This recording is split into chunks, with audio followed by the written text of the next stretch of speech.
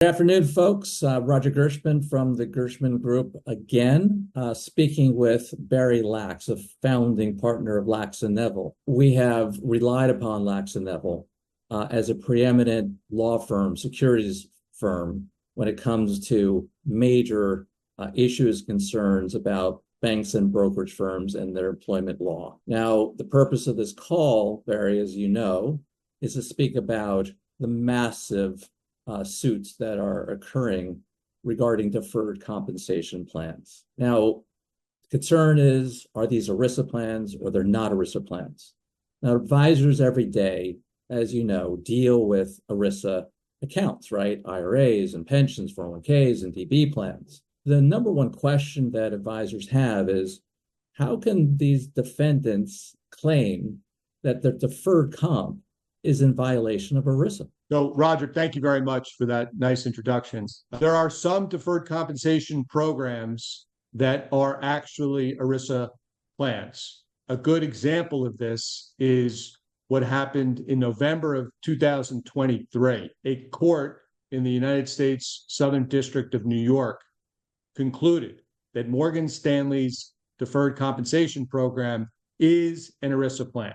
So when the court concluded that, that means that the employee contributions, which is the deferred income, their income gets deferred every month of every year. It means the employee contribution should be given back to them when they are terminated, either when they resign, involuntary, voluntary, if they're terminated for cause, for any reason, the deferred compensation vested, and it should have been delivered to the advisors when they left. That is the essence of the claim against Morgan Stanley and any other brokerage firm that has a similar plan to Morgan Stanley's.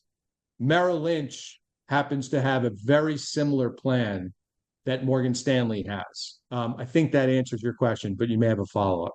It does. I mean, there's cases against Wells Fargo as well. And are there cases against ZBS and other firms as well? There were cases against Wells Fargo. There was a case against RBC going way back when. So the judge's reasoning in federal court was sound. The judge followed precedent. There was a two-part test to determine whether or not Morgan Stanley's plan is an ERISA plan, and the court concluded, based upon good reasoning, based upon legal precedent, based upon the statute itself, that Morgan Stanley's plan was an ERISA plan. Morgan Stanley defends its position and says, we tell advisors that they're not ERISA plans. That's irrelevant. Morgan Stanley argued that it's really a bonus plan. I think every advisor that's at Morgan Stanley or that was ever at Morgan Stanley knows that the plan is a deferred compensation plan. It comes, the money that is deferred is your income from your commissions from your side of the grid.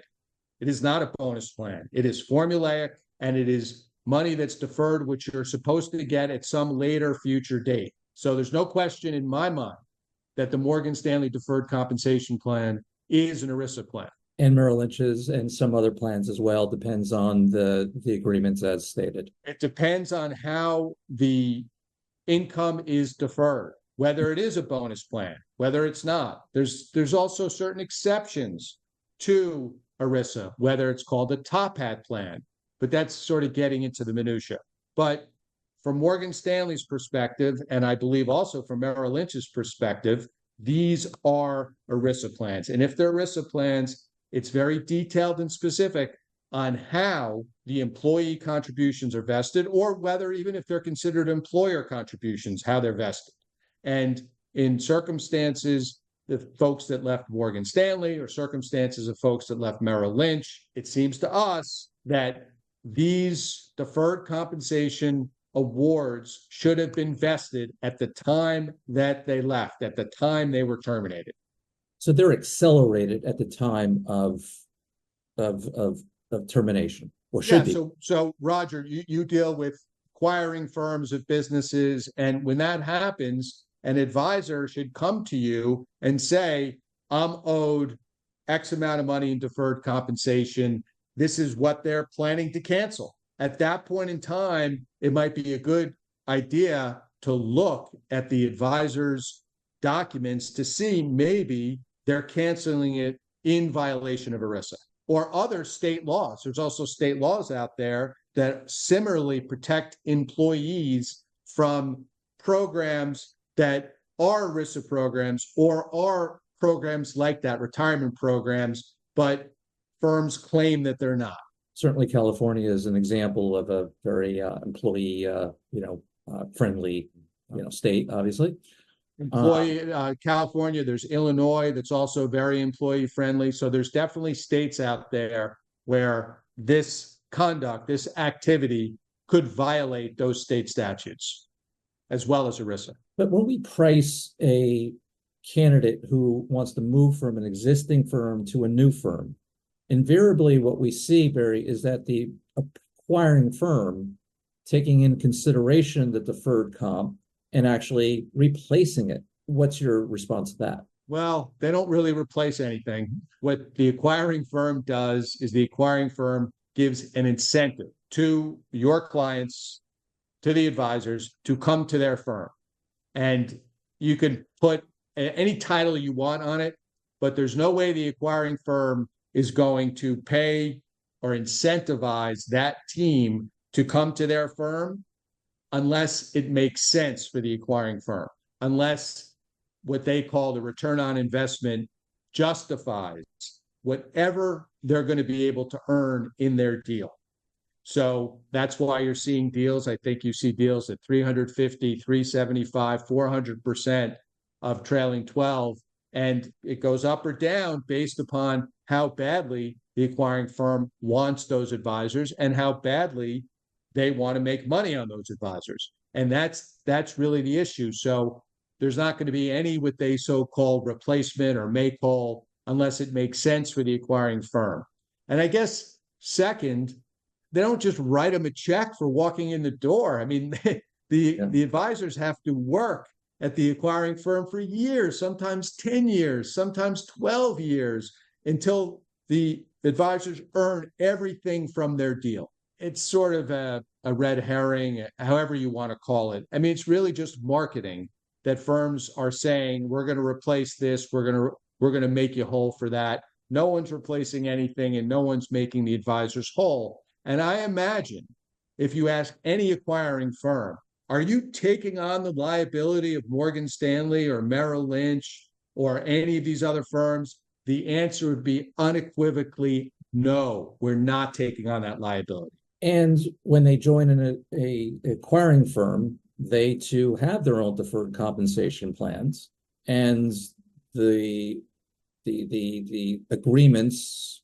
may not uphold, right, the standards of ERISA as well, and they might have to change their plans. Yeah, I mean, I think what's happening now is Morgan Stanley is really between a rock and a hard place. Morgan Stanley has appealed the decision granting their motion to compel arbitration to the Second Circuit under a writ of mandamus. Very technical legal terms, but Morgan Stanley, in our view, it's a bit of a Hail Mary, trying to change the court's decision about the court's conclusion that Morgan Stanley's plan is an ERISA plan. So they only have so much far to go in the judicial system to try to alter that conclusion. But if that doesn't work, and again, I think the odds are a long shot, but if that doesn't work, then they've got to change their program. They've got to change the way they defer income.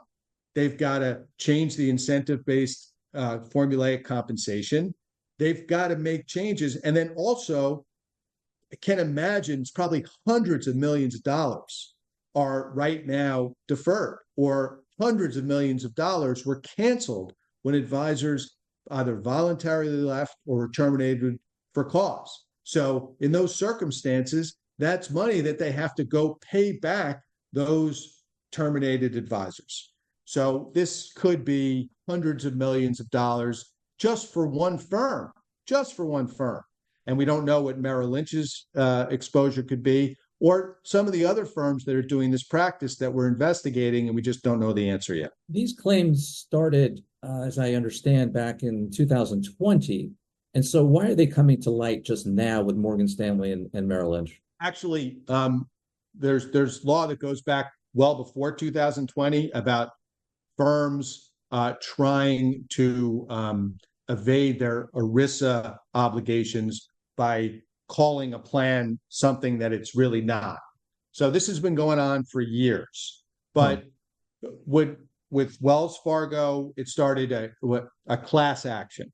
So that was sort of the first class action related to this kind of conduct.